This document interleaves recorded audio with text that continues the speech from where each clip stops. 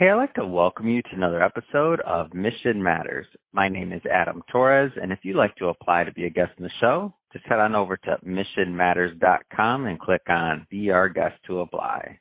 All right, so today I have Jana Ricciardi on the line, who is a partner and practice leader over at Vita Assure. Jana, welcome to the show. Thanks. Thank you so much for having me.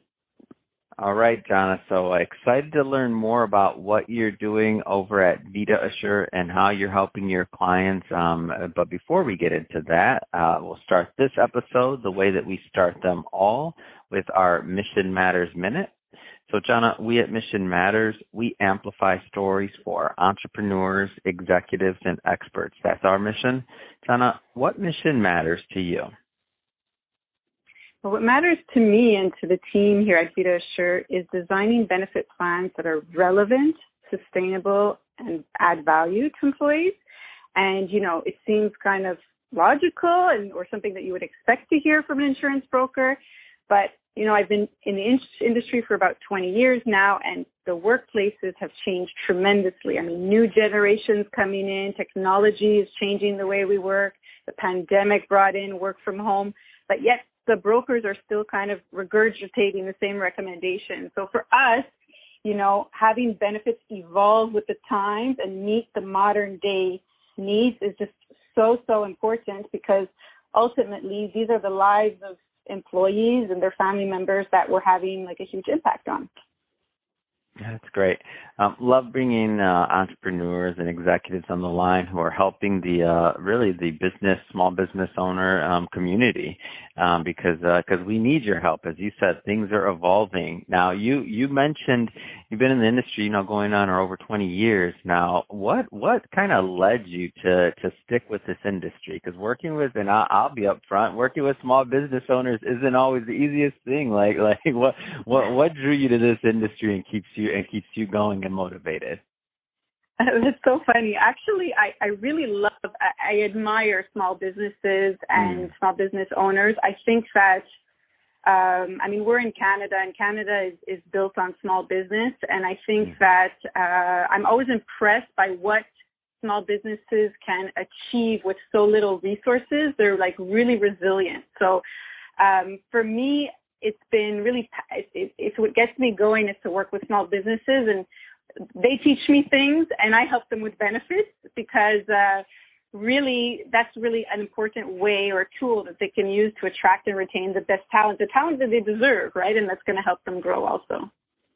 Yeah.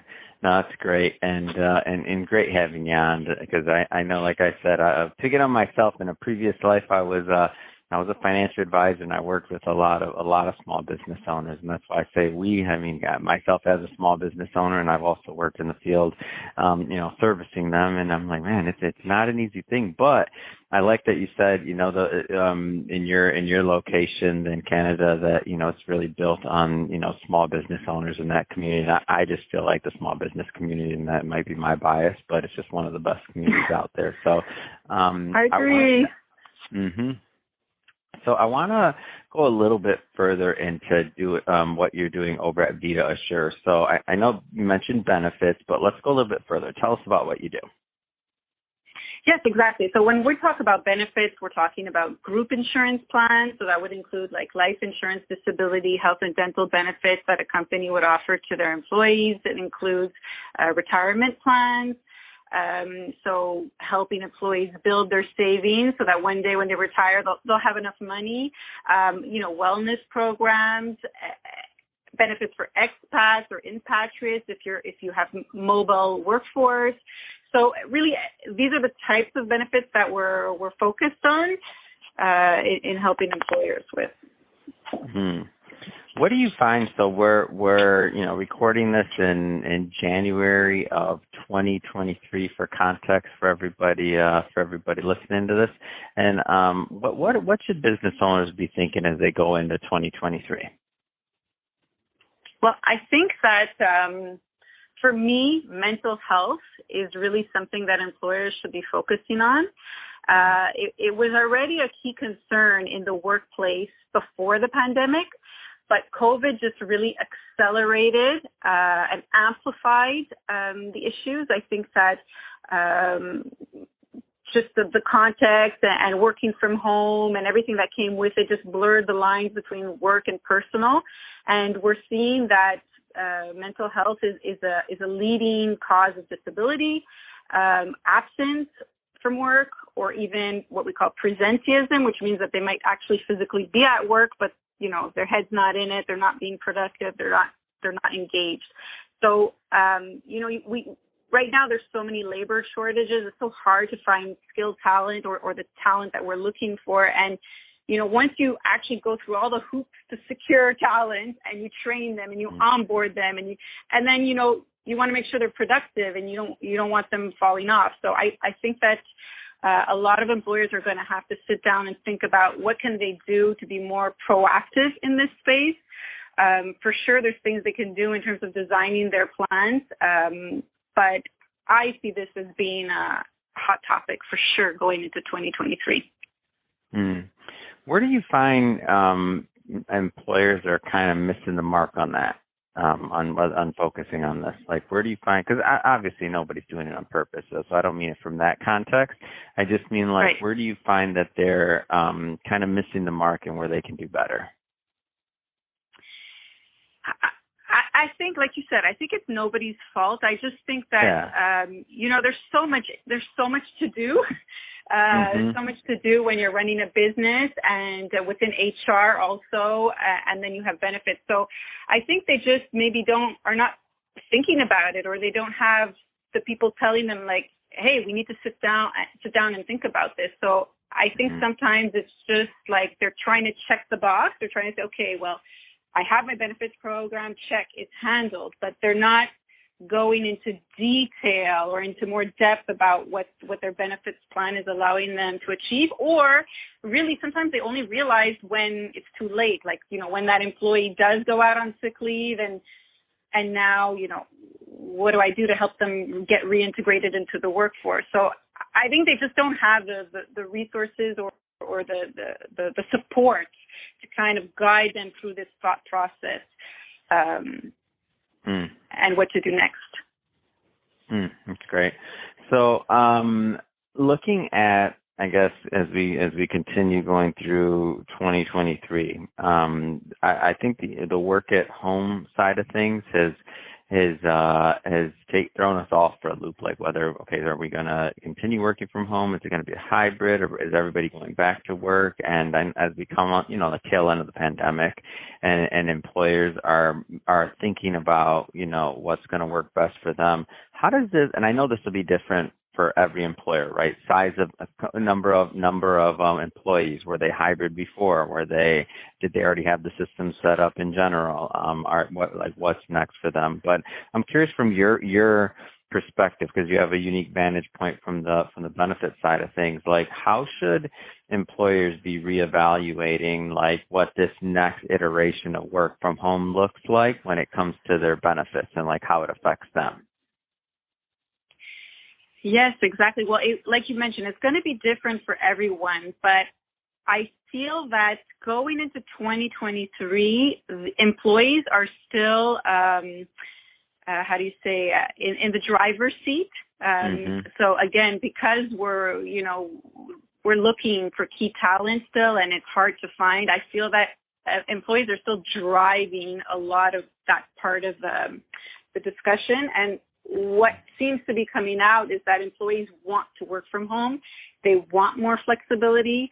And I feel like employers will have to take that into consideration and make it work for their organization. The key thing to think about here is your internal processes and your how you actually deliver work and output, because I think that if you are structured properly to allow hybrid or remote work, it can work really, really well. But it's all going to boil down to that, right? So if you're an organization that has structured job descriptions and job evaluations and processes in such a way to allow employees to be a little bit more autonomous and more responsible for their own output, it could work really well. Businesses that are micromanaging or that tend to have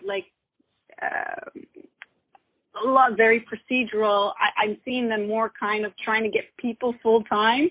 Now, obviously, that's not the case, and I don't want to, there's no right or wrong way to do it. But I've seen a lot of success in all, whether it's hybrid or remote or working from. I've seen a lot of success, but it's all going to come back to what is the process, what is your workflow, what does that look like, and employers can't just kind of push this under the carpet, this discussion, because it's been lingering now since the pandemic, and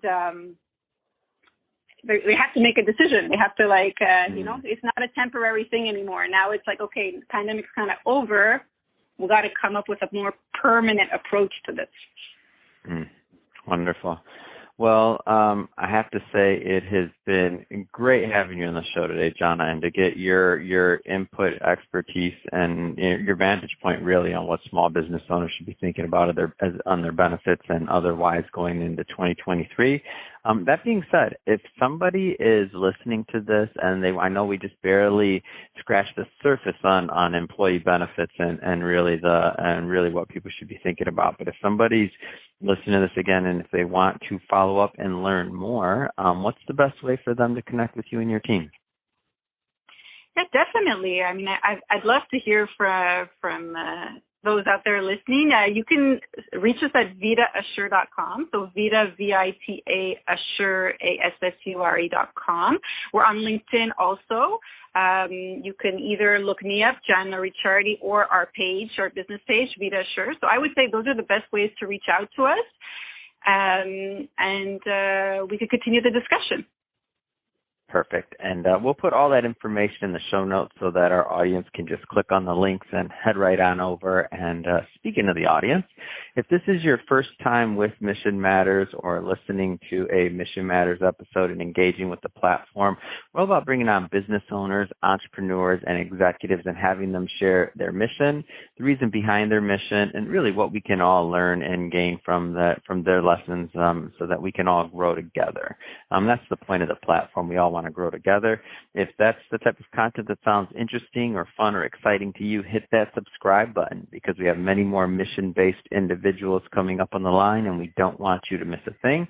And Jana, really, it has been a pleasure. Thanks again for coming on the show. Thank you. Pleasure was all mine.